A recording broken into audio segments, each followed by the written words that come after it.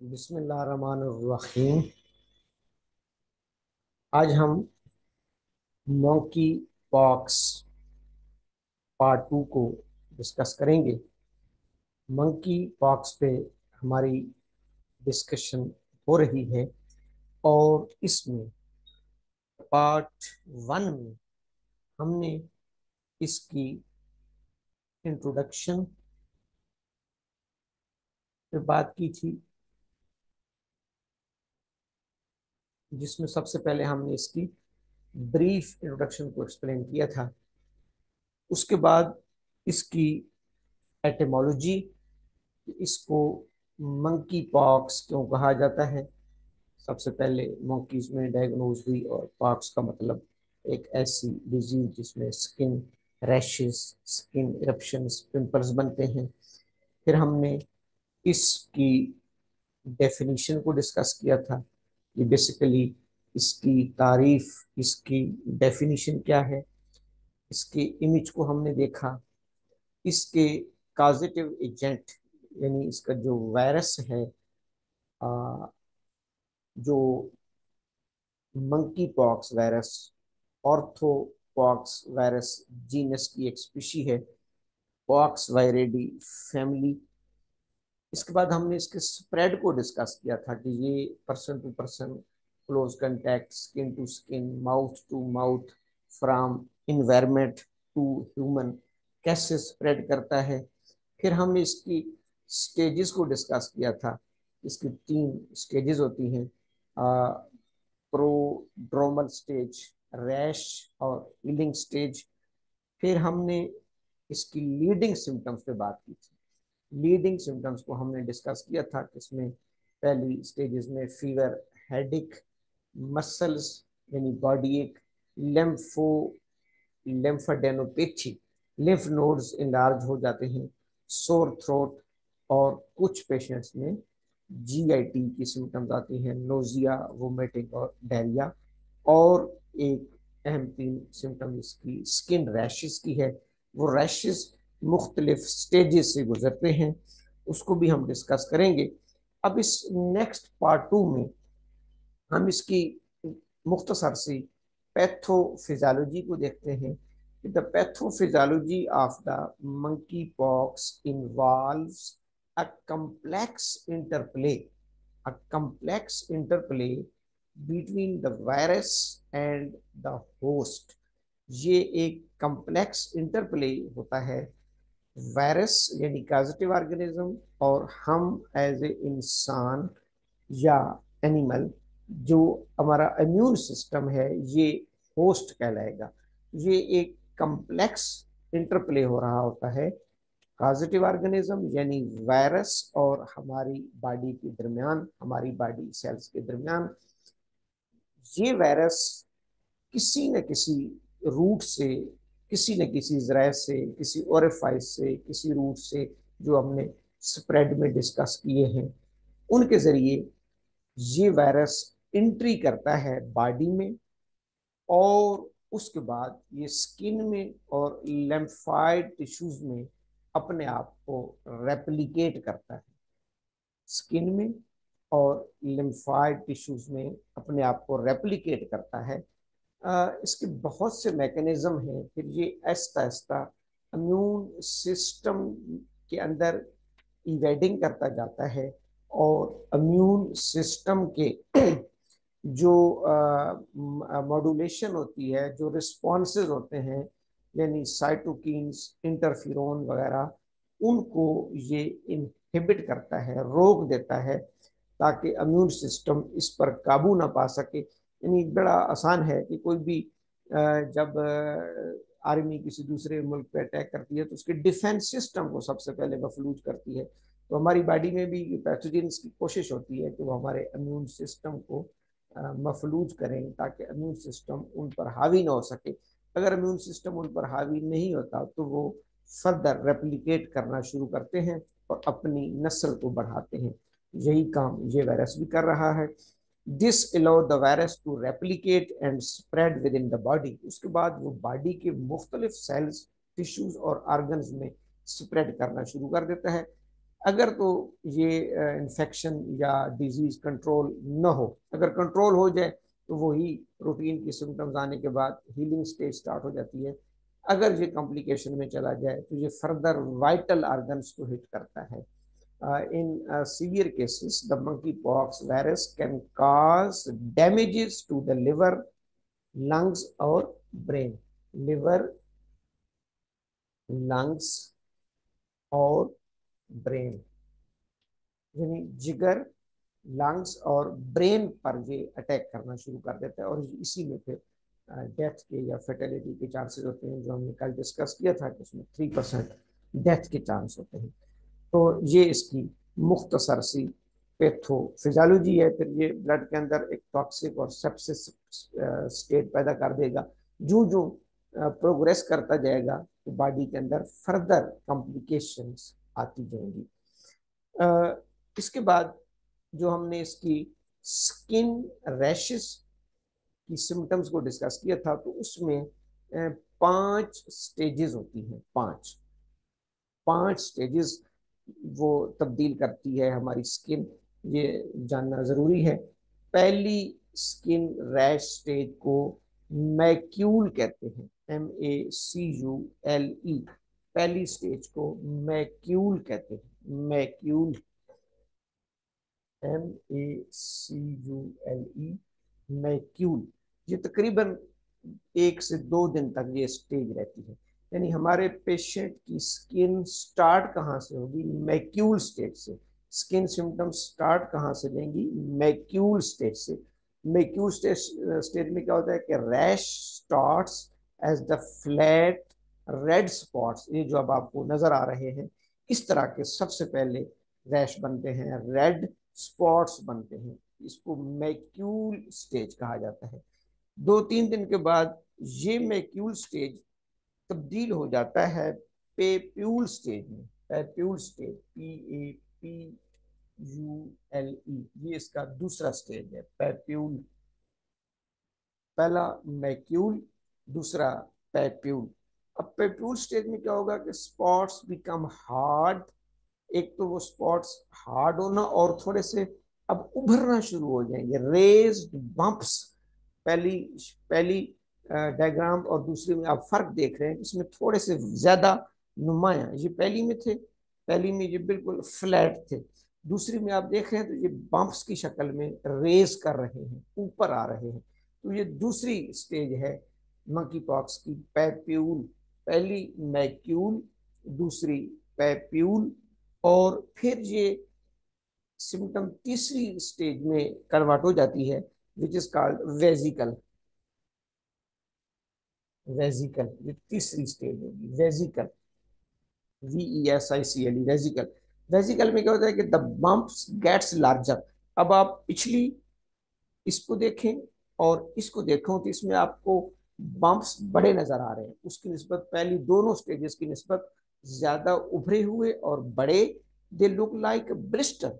और अब ये ऐसे लग रहे हैं, आप इसमें वाइटिश वाइटिश देख रहे हैं कि जैसे आबले होते हैं, छाले होते हैं। They look like blister filled with clear fluid.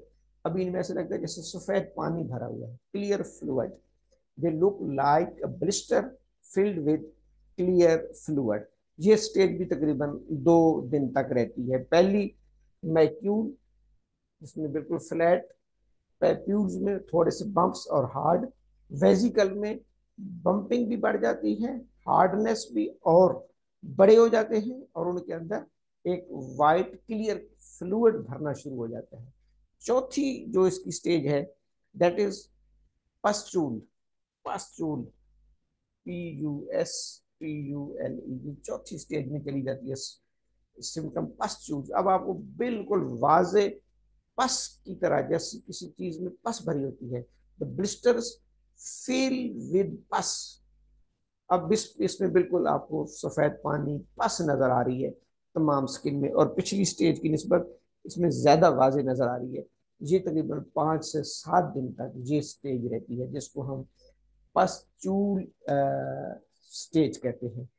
पांचवी और आखिरी स्टेज स्कैब्स। स्कैब्स ये इसकी 5वीं स्टेज होती है। इसमें अब आप देखें तो वो पास भी खत्म हो गई, ये अब रिकवरी की तरफ जा रहे हैं। द स्पॉट्स क्रस्ट क्रस्ट बनना शुरू हो जाते हैं। The spots crust over and becoming scabs that eventually fall of. जैसे खजा में सफेद आपके सब्ज पत्ते दरख्तों के पहले वो बहार में जो है ना सरसब्ज शादाब होते हैं, फिर खजा में खुश्क होकर गिरना शुरू हो जाते हैं, ये भी फॉल ऑफ शुरू हो जाते हैं। अच्छा, इसमें एक ये खास बात होती है कि इनकी ये खसूसी तौर पर पेशेंट्स को बताना है, इन 5 स्टेजेस में इनको छेड़ना नहीं है, खुद ब खुद ये स्टेजेस कंप्लीट करनी है। अगर इसको पेशेंट छेड़ेगा, किसी भी दरमियानी स्टेज में छेड़ेगा, यानी इसमें से फ्लूइड्स को बाहर निकालेगा, पस को बाहर, तो वो निशानात फिर खतरनाक हद तक बॉडी पर कायम रह सकते हैं। इसलिए इनको कुछ नहीं करना है, इनको अपनी स्टेजेस से गुजरने देना है। मैक्यूल खारिश भी हो तो ज्यादा खारिश भी नहीं करनी, हल्का सा ठंडा पानी लगा दें या जो मेडिसिन चल रही होती है साथ। मैक्यूल, पैप्यूल, वेजिकल, पोस्ट्यूल और स्कैब्स तक इसको अपने तरतीब से जाने दें। स्कैब्स में फिर ये खुद ब खुद फॉल ऑफ होना शुरू हो जाते हैं। ये तकरीबन 7 से 14 दिन तक ये स्टेज रहती है। यूं तो 4 वीक्स या 3 वीक्स में ये बीमारी अपने एंड को पहुंच जाती है और हीलिंग स्टार्ट हो जाती है, जो हमने स्टार्ट में पढ़ा था। तो ये स्किन रैशेस की हमने 5 स्टेजेस को डिस्कस किया। पहली स्टेज मैक्यूल, फिर पैप्यूल, फिर वेजिकल, फिर पस्ट्यूल और फिर स्कैब्स। अगर हम इसकी डायग्नोस्टिक मेथड्स की बात करें, डायग्नोस्टिक मेथड की, तो डायग्नोस्टिक मेथड्स में सबसे पहले तो खैर मेडिकल हिस्ट्री ही अहम होती है। मेडिकल हिस्ट्री हम लेंगे कि उसने इसको क्लोज कंटेक्ट, जैसे हम कोरोना में लेते थे physical examination, physician physical examine करेगा to assess the characteristics, rash और बाकी सिम्टम्स जो हमने पढ़ी थी, प्रोड्रोमल स्टेज वाली सिम्टम्स आ रही हैं या रैश वाली सिम्टम्स आ रही हैं, तो उसको थोड़ा सा हम क्लिनिकली डायग्नोस करेंगे। क्लिनिकली डायग्नोस करने के बाद क्लिनिकल डायग्नोसिस को कंफर्म करने के लिए लैब्स डायग्नोसिस पे जाना पड़ता है। लैब्स में इसकी मेन 2 हैं, एक एंटीबॉडीज और एक पीसीआर।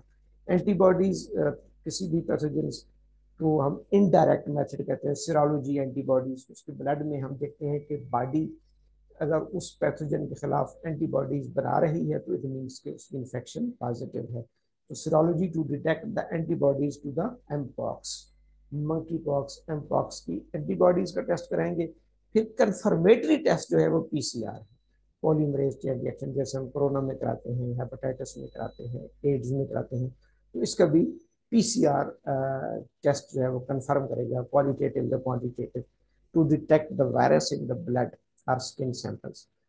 वैसे साथ हम बाकी बॉडी की हेल्थ को चेक करने के लिए या इन्फेक्शन को देखने के लिए, इंफ्लामेटरी रिस्पॉन्स को देखने के लिए सीबीसी सीआरपी साथ करते रहेंगे, क्योंकि सीबीसी में हमें ल्यूकोसाइट्स और न्यूट्रोफिल्स, लिम्फोसाइट्स वगैरह को देखना होता है, साथ एचबी लेवल देख लेंगे। सीआरपी में सी रिएक्टिव प्रोटीन्स, जितना एक इन्फ्लेमेटरी स्टेज हाई होती है, जब इन्फ्लेमेशन ज़्यादा होती है उतना सीआरपी रेज्ड होता है। ये बेसिक प्रोटीन्स होती हैं जो लिवर इन्फ्लामेशन के खिलाफ बना रहा होता है। तो उसकी डायग्नोस्टिक मेथड्स में क्लिनिकल डायग्नोसिस और लैब डायग्नोसिस, लैब में एंटीबॉडीज और पीसीआर, साथ सपोर्टिव के तौर पर हम सीबीसी और सीआरपी भी करा सकते हैं। At last but not least, सबसे आखिर पर लेकिन सबसे इंपॉर्टेंट, होम्योपैथिक हॉलिस्टिक अप्रोच।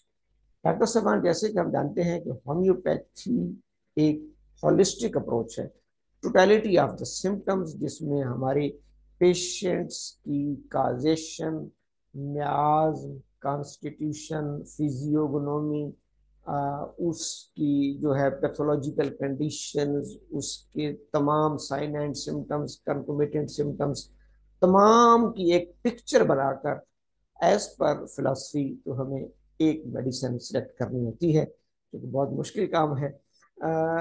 और होम्योपैथी में हम ये नहीं कह सकते कि ये मेडिसिन ही सिर्फ इसकी होंगी, नहीं, वो बाज़ों का काजेशन पे भी डिपेंड कर रहा होता है कि काज आपको एक ऐसा मिल जाता है जो बाकियों में नहीं मिलता।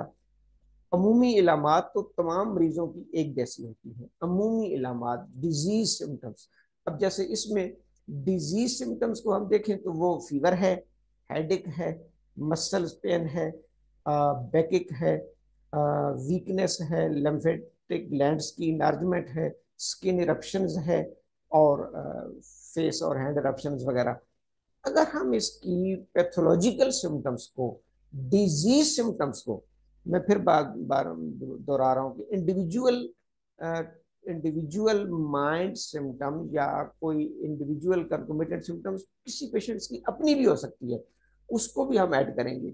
लेकिन अगर हम अमूमी इलामात को देखें जो मंकी पॉक्स की 90% पेशेंट्स में तो आपको ये इलामात तो मिलेंगी। इसके अलावा अगर आपको कोई इंडिविजुअल सिम्टम मिल गई तो वो गुड लक है, वो पेशेंट्स के लिए गुड लक होती है हमारे लिए। तो अगर इन अमूमी इलामात को हम रेपरेटरी में चेक करें, रेपरेटराइज करें इन इलामात को जो हम पहले डिस्कस कर चुके हैं, तो ये आपके सामने पिक्चर आ रही है। फिर टॉप ग्रेड रेमेडी मर्कसाल आ रही है 36 पॉइंट्स के साथ, फिर डलकमारा उसकी भी 36 पॉइंट्स हैं, फिर रेस्टॉक्स है 32 पॉइंट्स, नेट्राम्योर है, पल्सटीला है और आर्सेनिक एल्बम। ये 5-6 टॉप ग्रेड पैथोलॉजिकल सिम्टम्स की बेस पे रेमेडीज आ रही हैं।